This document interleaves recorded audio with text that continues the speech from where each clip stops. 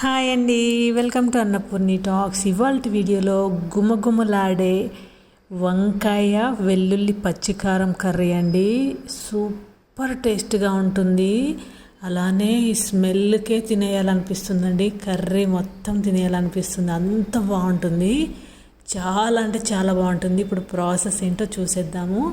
నేనైతే onion cut చేసి పెట్టేశాను. అలానే అల్లం, వెల్లుల్లి, పచ్చిమిర్చి, మీ కారం ఎంత తింటారో అంత తీసుకోండి. ఇప్పుడు ఒక మిక్సీ జార్ తీసుకొని వెల్లుల్లిపాయలు, అల్లము, పచ్చిమిరపకాయలు వేసుకొని గ్రైండ్ చేసుకోవాలి.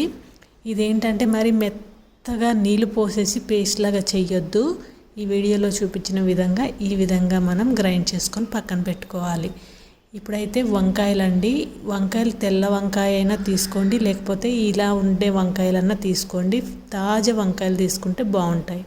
అలానే బఠానీ అండి, గ్రీన్ బఠానీ దొరుకుతుంది కదా మనకి, అవి నానబెట్టి పెట్టేసుకున్నాను. ఇప్పుడైతే స్టవ్ ఆన్ చేసి ప్యాన్ పెట్టుకొని ఆయిల్ వేసుకున్న తర్వాత పోపు దినుసులు వేసాను. ఆవాలు, జీలకర్ర, శనగపప్పు, మినపప్పు ఇవి ఫ్రై అయిన తర్వాత ఉల్లిపాయలు వేసుకొని కరివేపాకు కూడా వేసుకోవాలి. ఇవి రెండు మంచిగా ఫ్రై చేసుకోవాలి. మరి గోల్డెన్ బ్రౌన్ కలర్ అవ్వాల్సిన అవసరం లేదు. ఈ విధంగా ఫ్రై చేసుకున్న తర్వాత మనం కట్ చేసి పెట్టుకున్న వంకాయ ముక్కలు వేసుకొని పైనుంచి సాల్ట్ వేసుకుని మంచిగా కలిపేసుకోవాలి. ఒక 3 నిమిషాల పాటు ఇలా కలుపుకుంటూ ఫ్రై చేసుకోవాలి ఆయిల్లో. ఇలా ఫ్రై చేసుకున్న తర్వాత బఠానీ కూడా వేసేసుకోవాలి. ఈ బఠానీ కూడా వేసుకున్న తర్వాత ఇంకొక 2-3 నిమిషాల పాటు ఇలా ఫ్రై చేసుకున్న తర్వాత దీనిపైన మనం మూత పెట్టేసుకొని చక్కగా మగ్గించాలన్నమాట. వంకాయ అనేది మెత్తబడుతుంది. ఇలా మూత తీసి మళ్ళీ ఒకసారి కలుపుకున్న తర్వాత మనం గ్రైండ్ చేసుకున్న పేస్ట్ వేసుకొని చక్కగా ఈ వంకాయ ముక్కలకి పట్టించుకోవాలి. ఈ పేస్ట్ వేయంగానే మంచి స్మెల్ వస్తుందండి. సూపర్గా ఉంటుంది. అసలు ఈ స్మెల్ తోటి కడుపు నిండిపోతుంది.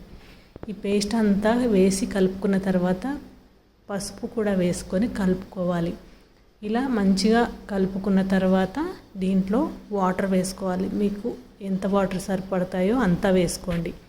వేసుకొని మంచిగా కలుపుకున్న తర్వాత మూత పెట్టుకొని కుక్ చేసుకోవాలి. మధ్య మధ్యలో మూత తీసుకుంటూ కలుపుకుంటూ చెక్ చేసుకోండి. వంకాయ, బఠానీ రెండు కూడా చక్కగా మెత్తబడేంత వరకు ఉడికించుకొని ఖచ్చితంగా ఆయిల్ పైకి తేలేంత వరకు దీన్ని కుక్ చేసుకోవాలి. ఇలా కుక్ చేసుకున్న తర్వాత కొత్తిమీర వేసుకొని కలుపుకొని దించేసుకుంటే మన పచ్చికారం వెల్లుల్లితో వంకాయ కర్రీ అయితే రెడీ అయిపోయింది. సూపర్గా ఉంటుందండి.